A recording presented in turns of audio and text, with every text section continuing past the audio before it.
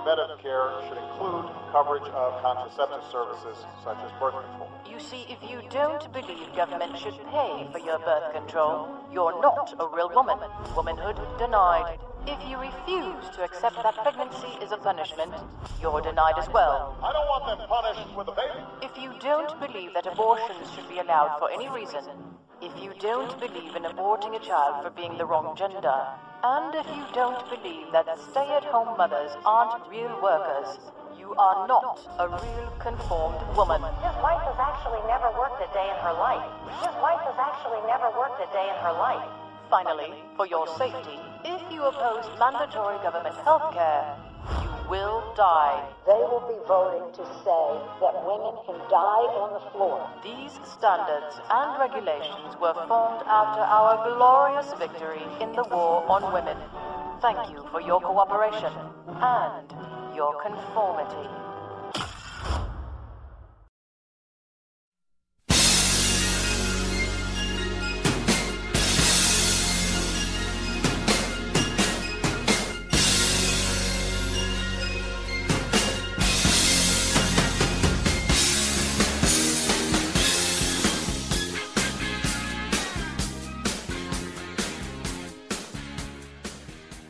Welcome back into the Palmetto Conservative Show here on the Conservative Broadcast Media Network. I'm your host, Jim Lee. Apologize for those technical difficulties we had there. Seem to be having some connectivity problems here this evening, and we'll see if we can't work through those challenges. Again, if you are listening for the first time, encourage you to join in the chat room if you'd like. Feel free to pose a question, get your thoughts across. Even go so far as to leave a snarky remark. Where we began here this evening, this is the final broadcast, the final episode of the Palmetto Conservative Show for 2012. And most of you may be looking at 2012 and just simply saying, good riddance. I find 2012 to be a mixed bag, and am, well, not disappointed to say goodbye to it, but there were some bright spots.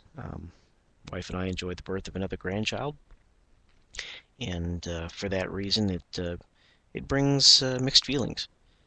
On one hand, there is nothing like the experience of looking into the eyes of a newborn and knowing that they are a miracle in and of themselves. But somewhat melancholy when I look at what's going on around us and what's being done to not only our children and grandchildren, but our great-grandchildren, because of our unwillingness as a country to deal with the difficult decisions that need to be made. But therein is the way things are. So, I came across an interesting article in Medical Daily, an online community focused obviously on the world of medicine, and indicates that expressing anger can add 2 years to a person's lifespan. And if that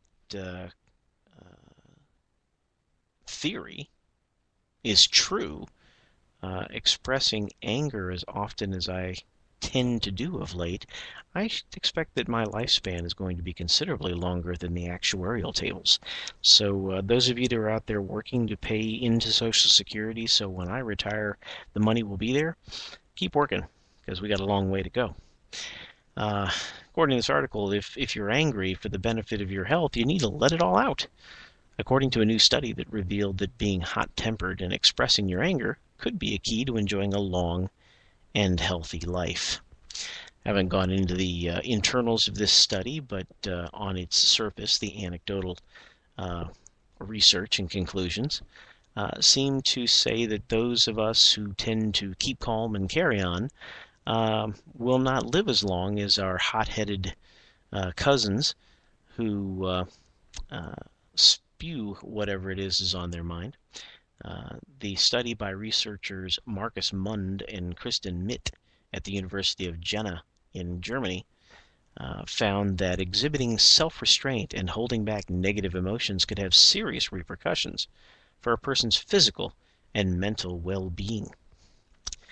On the other hand, a positive for those repressed types, those who tend to be calm and collected, they found that while repressors are at risk for developing certain illnesses, they have faster rates of recovering from a range of conditions because they're more disciplined and more motivated to adapt their lifestyles.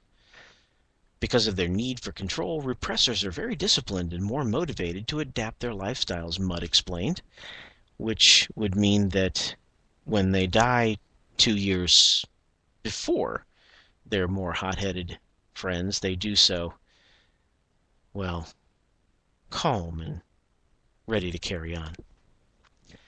I don't think I'm going to follow that advice. I was a little more hot-tempered in my younger days. Now I like to consider it more passion. I find myself more impassioned than I used to be. And why not? There's so much about which to be impassioned. Take, for example, the ongoing saga in Washington. You know, when the situation gets difficult and stressful, when people are attacking from all angles, when the mainstream media is carrying out one narrative and the internet bloggers are carrying out another, and the conspiracy theorists on Russia Today are carrying out another, and you have all these things going on, well, when the going gets tough, the tough go on vacation. And that's exactly what our fearless leader, the President of the United States, did this past week. In an example of tone deafness of biblical proportions, something that made the allegations that Mitt Romney was out of touch with the average ordinary American, the President, the First Lady, the First Family, decided to jet off to Hawaii for a 3+ week vacation to the tune of $4 million of yours and my money. Our taxes, that would be. The federal government doesn't consider that to be money. They're taxes, and they produce revenue. But really, when you boil it all down, it's our money, what we earn, and what we, most of us anyway, voluntarily surrender to the government. In exchange for what, I'm not sure. That's a conversation we need to continue to have. But I digress. So off to Hawaii they go. And the Speaker of the House, who apparently there were really only 2 key players in all that was going on in Washington, the Speaker of the House and the President, with the President deciding it was time to hop on a plane and take off for Hawaii, the Speaker of the House decided, well, there's no reason to stay in Washington. So he adjourned the House, and off they went. And the Senate Majority Leader, Harry Reid, decided, well, there's nothing more to do here, so we'll go ahead and close up the Senate and go home. And the only person left in Washington, apparently, was Hillary Clinton, who I assume anyway, is hidden in an unknown location due to security reasons to avoid the possible contracting of an additional flu, that perhaps they have her quarantined somewhere to aid in her recovery, her recuperation from whatever it is that she contracted, that so led to her dehydration, that led to her dizziness, that led to her fall, that led to her concussion, that prevented her from testifying to both the House and the Senate about Benghazi. We'll talk about that a little bit more. But anyway, I digress. So here we are. We are mere moments from what economically has been described as fiscal Armageddon, the fiscal cliff, the initiation of a certain double-dip recession, the largest tax increases in American history, and all sorts of other terms I'm sure that while I could use on this program, my intent is to keep this program at least somewhat above the fray, and will not be repeated here. But suffice to say, there's a whole lot of bovine fecal matter surrounding this whole fiscal cliff. And those are just the terms used to describe it. To look at the fiscal cliff, and this is in my view, why we find ourselves where we're at, that the mainstream media is, well, forget that. There really is no journalism left in America. Those that are practicing any semblance of true journalism are the new media folks, and unfortunately, while their relevance is significant, their significance is not yet relevant because too few people avail themselves of the new media and new media outlets and the application of critical thinking when it comes to reporting, so that too few people really know what's going on. As a result, we find ourselves in this situation where the mainstream media has created a narrative where it's all about the fiscal cliff. It's all about right here, right now. What's missing from all that is the backdrop. We didn't end up in this situation because at the beginning of, or in mid-November after the elections were over, that Washington suddenly came up with the realization there was work to do. You have to go back years and years to understand how we got to this point. And the long perspective, which in my view the liberals and Democrats, though I repeat myself, always keep the long view in mind. The average American and unfortunately, most people who vote do not keep the long view in mind. They're looking for the next shiny thing.